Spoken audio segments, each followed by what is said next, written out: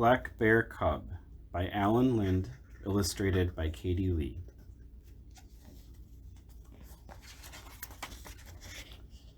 To Anita, Deborah, and Lisa, the ladies who made this book possible. To Morgan. This is the title page. In early spring, Mother Bear and her two cubs lumber out of their winter den. Black Bear Cub slips and tumbles in a slushy mound of snow and lets out a wail. Mother Bear picks up Bear Cub gently with her mouth.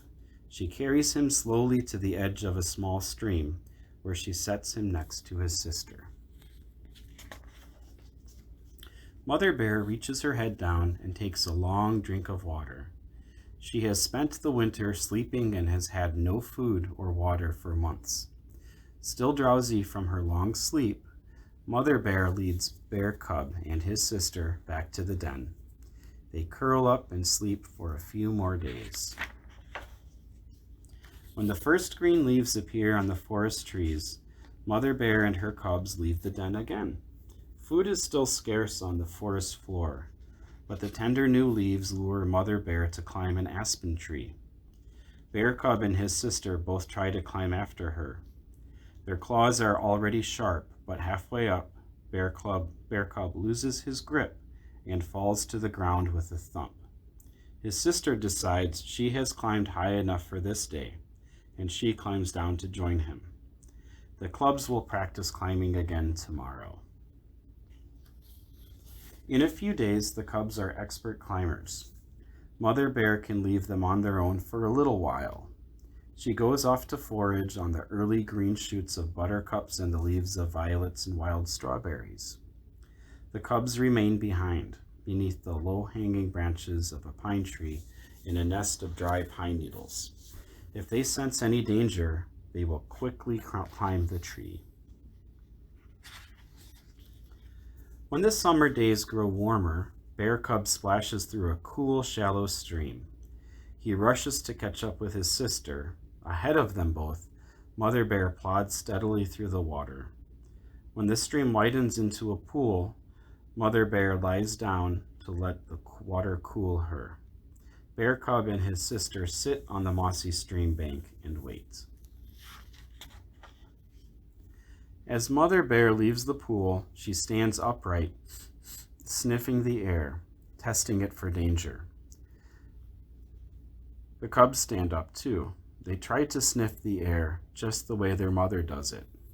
Like all black bears, their eyesight is poor, and their noses tell them far more than their eyes.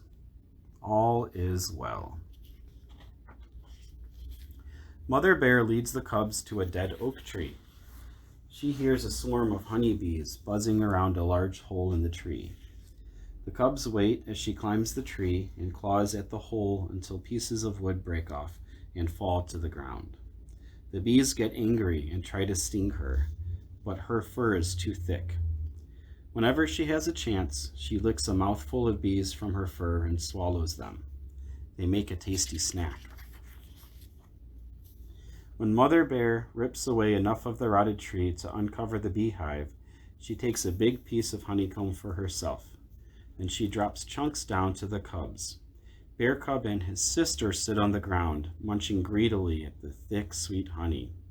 Their fur soon becomes sticky, and they lick themselves clean with their long pink tongues. Bear Cub's tongue is so long he can almost lick between his eyes. Tired and full from the sweet honey, Mother Bear lies, cooling herself in the shade of a pine tree at the edge of a small clearing. Nearby, Bear Cub climbs a 12-foot aspen tree just for the fun of it.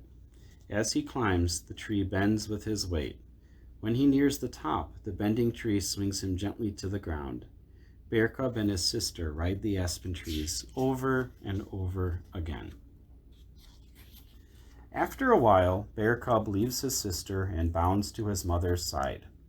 He pulls himself onto his mother's back and playfully bites at her ears. She pays no attention to him as he climbs across her back and shoulders. Suddenly, Mother Bear rises, surprising Bear Cub and flipping him to the ground. She rushes into the clearing, then turns to bark at the cubs. They understand her command and run to the nearest large tree, where they climb to the safety of the highest branches.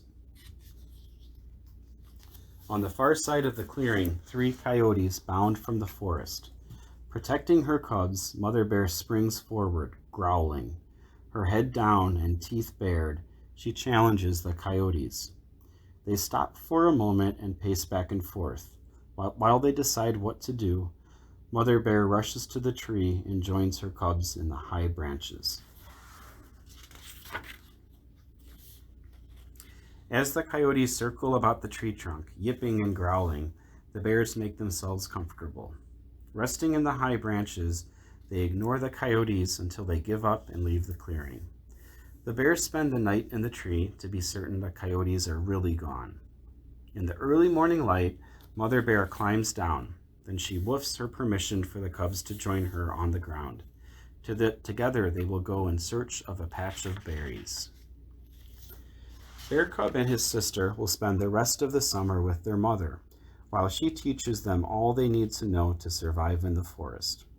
During the cool weather of autumn, they will find another snug den and fill it with grass and leaves.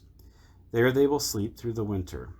When spring finally comes, Bear Cub and his sister will be ready to begin their own lives in the forest.